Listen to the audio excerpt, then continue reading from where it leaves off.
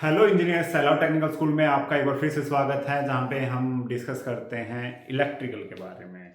आज हम किस टॉपिक पे बात करेंगे? आज करेंगे हम बात ट्रांसमिशन और डिस्ट्रीब्यूशन पे। ट्रांसमिशन क्या है, डिस्ट्रीब्यूशन क्या है। कल हमने बात करी थी पावर जनरेशन के लिए, अपनी जो इलेक्ट्रिसिटी है वो कहाँ से जनरेट होती है, कैसे जनरेट होती है। तो लेट्स स्टार्ट। फर्स्ट पॉइंट है जो हमारे डिस्कशन पॉइंट क्या क्या रहेंगे, डिस्कशन किस किस टॉपिक पे हम डिस्कशन करेंगे आज। पहला है पावर डिस्ट्रीब्यूशन पे। दूसरी बात, पावर डिस्ट्रीब्यूशन है क्या, कैसे काम करता है, इसके कंपोनेंट्स क्या क्या हैं। प्राइमरी डिस्ट्रीब्यूशन क्या है, सेकेंडरी डिस्ट्रीब्यूशन क्या है, आपका एलटी क्या है, एमटी क्या है, एचटी क्या है और ईएचटी क्या है। तो वो सारी चीजें हम आज डिस्कस करेंगे। तो लेट्स बिगिन। फर्स्ट हम देखते हैं कि पावर डिस्ट्रीब्यूशन क्या है। बात करेंगे तो power distribution refer to the process and the infrastructure involve in delivering electrical energy from the transmission system to the end user. क्या होता है, ये एक प्रोसेस है, इंफ्रास्ट्रक्चर है जिसमें इलेक्ट्रिसिटी को एंड यूजर तक पहुंचाया जाता है जनरेशन से। वो क्या होता है, आपका डिस्ट्रीब्यूशन होता है। एंड यूजर कौन है आपका? जितनी भी आपकी इंडस्ट्रीज हैं, जितनी भी आपकी अपनी बात करें डोमेस्टिक है, हम जितने भी क्या क्या हो गया, बिजनेसेस हैं, इंडस्ट्रीज हैं और होम्स हैं, वो क्या हो गया आपके एंड यूजर्स हैं। एंड यूजर की बात करें तो हम इस फोटो में देख रहे हैं पावर इलेक्ट्रिकल जनरेशन की बात करते हैं तो देख सकते हैं इसमें क्या चीज है। ये आपका पावर जनरेशन है। अगर यहाँ पे हम बात करते तो इसकी क्या था, हमने जनरेशन के अलग अलग टाइप देखे थे, क्या क्या चीजें थी। ये आपका कोई भी पावर प्लांट है, पावर प्लांट से हम बात करते हैं तो 11 केवी में हम अपनी इलेक्ट्रिसिटी को प्रोड्यूस करते हैं। इलेक्ट्रिकल सिटी प्रोड्यूस करने के बाद फिर आपकी ट्रांसमिशन लाइन से आती है। उसके बाद फिर आपकी दूसरे ट्रांसमिशन लाइन के होते हुए आपके सब स्टेशन से, उसके बाद आता है डिस्ट्रीब्यूशन से। डिस्ट्रीब्यूशन से आपकी इंडस्ट्री में चला जाता है, फैक्ट्रीज में चला जाता है और आपके रेजिडेंशियल साइटों पे चला जाता है, रेजिडेंशियल एरिया में चला जाता है। तो ये एक सिंपल सा प्रोसेस होता है जिसमें हम बात करते हैं।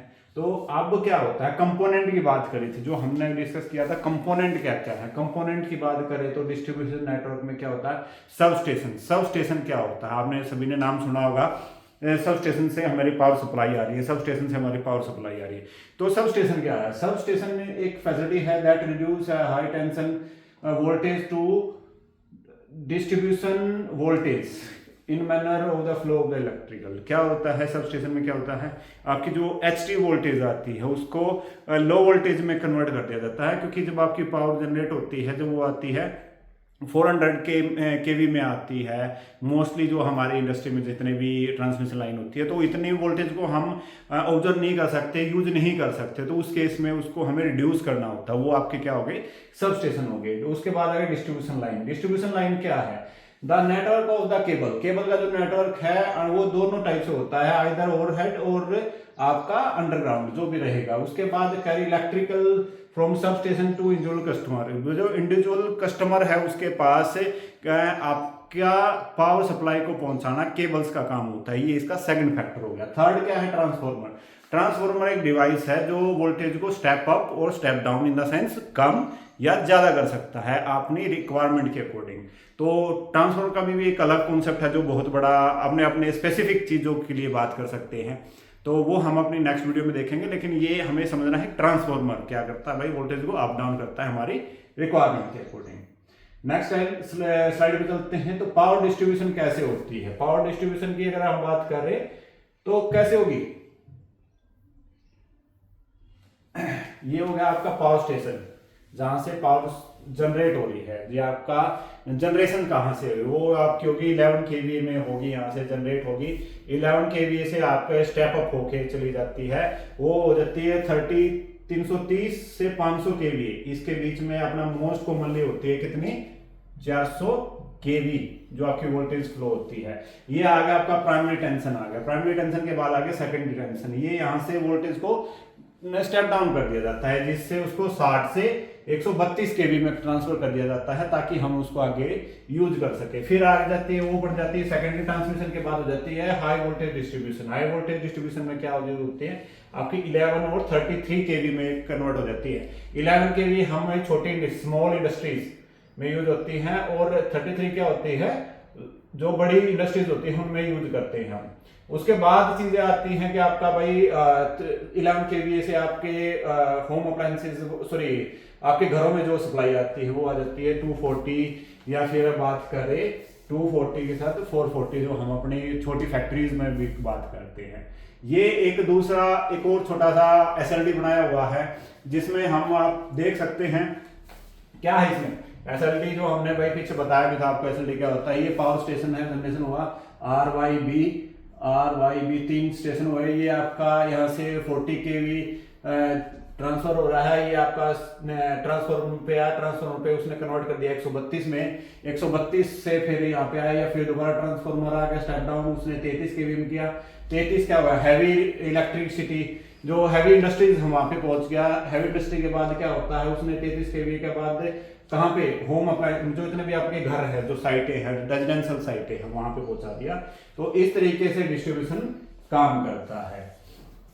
अब बात करते हैं कि डिस्ट्रीब्यूशन लाइन जो आपने देखे होंगे, इस टाइप के खंबे देखे होंगे बहुत ज्यादा खड़े हुए। तो इन खंभों में कितनी वायर आती हैं, उसमें 3 वायर आती हैं, 4 वायर आती हैं। 4 वायर कौन कौन सी होती हैं भाई, आपके 1 2 3, सॉरी 1 2 3, ये 3 फेस हो गया आपके। 3 फेस के बाद ऊपर क्या होता है आपका अर्थिंग भी यूज होती है इसमें। तो अपना इसमें भी क्या करते हैं, एक अगर इसके ये होगा आपका पोल होगा, पोल में क्या क्या चीजें होती है, ये इसकी होगी क्रॉस आर्म, जो इसमें देखेंगे जिससे वायर बंधी होती हैं और वो आपकी आगे जाती हैं, ये होगी। उसके बाद आपका ये हो गया आपका बेस, ये हो गया आपका पीक, जो पीक बोलते हैं इसको, और ये होगी इसकी केज। ये इसके 4 अलग अलग होते हैं, पार्ट्स होते हैं, जिनको हमें पता होना चाहिए कि इसमें क्या क्या चीजें कैसे कैसे होती है। अब बात करें कि इसकी क्रॉस आर्म की, जब हमने पहले बता दिया था। अब बात करें इंसुलेटर स्ट्रिंग में क्या होता है। इंसुलेटर स्ट्रिंग क्या होता है, इसका क्या काम होता है, और ये जो जंपर होते हैं ये क्या काम होते हैं। जब आपने देखा होगा कि जो वायरें होती हैं वो इतने हैवी होती हैं, उनमें इतना ज्यादा कि मैं बात करूं कि वेट होता है कि उनको ट्रैक्टरों से खींचना पड़ता है। तो आप ऑटोमेटिकली समझ सकते हो कि उसकी स्ट्रेंथ के लिए उसको कैसे कैसे बुक करना पड़ता है। तो उसमें क्या होता है कि आपके जो जंपर होता है, यहाँ से आपकी जो इलेक्ट्रिसिटी है वो यहाँ से फ्लो करती है, और ये जो इंसुलेटर क्या होता है, ये क्या काम करता है, उसको खींचने का काम करता है, ताकि हम उसको खींच के उसको स्ट्रेट कर सकें। अदरवाइज वो इतना डिस्टेंस और वेट की वजह से लटक जाती हैं केबलें। तो उसको कम करने के लिए हम यहाँ से खिंचाव करते हैं, और इसको हम इंसुलेटर क्या होता है, जो इलेक्ट्रिसिटी को फ्लो ना करने दे, वो क्यों यूज करते हैं, ताकि इसके साथ कनेक्ट होके वो अर्थिंग ना पकड़ ले, नीचे ग्राउंड ना हो जाए, उस चीज के लिए हम इसमें इंसुलेटर यूज करते हैं। ये अब आप समझ रहे होंगे, छोटी छोटी जो चीजें मैंने बताई थी पहले, वो क्या क्या कहाँ यूज आती हैं, वो वर्ड्स कहाँ चीजें होती हैं, वो सारी चीजें बात करेंगे। अब बात करते हैं हम LT के बारे में। LT क्या होती है, low tension. Finally use supply of 230 और 400 kV तक जो भी आपने वोल्टेज यूज करते हैं वो आ गया आपकी LT। MT क्या होती है, मीडियम टेंशन। मीडियम टेंशन में क्या होता है आपका, बात करें 33 kV, 440 से लेके 33 kV तक, या फिर 11 kV तक की बात करें हम, 11 kV तक आपकी MT हो जाती है। HT क्या होती है, HT क्या होती है 33 से 132 kV किलोवाट की, उसकी किलोवोल्ट की बात करते हैं हम, वो आपकी आ गई ST, यानी कि हाई टेंशन की बात आ गई।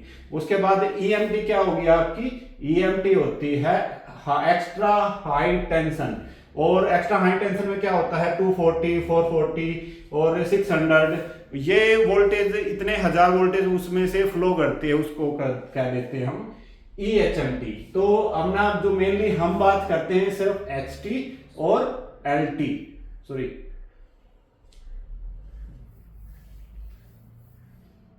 तो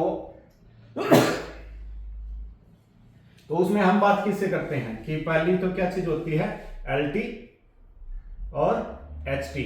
ये दो चीज़ है कंपोनेंट जो हम मेनली यूज करते हैं। ये हमारे एसटी सप्लाई है, ये हमारी एलटी सप्लाई है। मेनली हम जो अपने ऑफिस में काम करते हैं वो एलटी पे ही काम करते हैं, क्योंकि हम 440 तक ही काम करते हैं। बाकी उसके लिए फिर आपके लाइसेंस के लिए जरूरत पड़ जाती है। इलेक्ट्रिकल का जैसे हैवी लाइसेंस होता है या फिर जो लाइनमैन का लाइसेंस होता है, उनकी ज़रूरत पड़ जाती है एचटी पे काम करने के लिए। तो हमारे जो बेसिक जो हम काम करते हैं, अपनी इंडस्ट्री में जो हम काम करते हैं, अपनी फैक्ट्रीज में, अपनी कंपनी में जो भी काम करते हैं, वो अपना इसमें भी करते हैं। तो आज की वीडियो को हम यहीं पे समाप्त करते हैं। आपने जिसमें देखा कि अब हम आ चुके हैं आपके जियो स्विच पे। अपने ट्रांसमिशन की बात कर ली हमने, उसके बाद अपने पावर डिस्ट्रीब्यूशन की बात कर ली, ट्रांसमिशन की बात कर ली, जनरेशन की बात कर ली। अब बात आ गई हमारे दरवाजे पे, अब बात आ गई हमारे कंपनी के गेट पे जो एक जियो स्विच लगा होता है। जियो स्विच का क्या काम होता है, किस तरीके से काम करता है, वहां से लेके स्विच तक कैसे सप्लाई जाती है, वो चीज़ हम डिस्कस करेंगे अपनी अगली वीडियो में। तो बने रहिए, इसी तरीके से अपना सपोर्ट दीजिए ताकि हम इस सीरीज को बड़े अच्छे तरीके से और डीप जाएंगे। पहले एक बार अपना सारा कॉन्सेप्ट क्लियर करके फिर हम एक एक कंपोनेंट के बारे में डीप में जाना स्टार्ट करेंगे। चलो, थैंक यू, मिलते हैं फिर अपनी नेक्स्ट वीडियो में।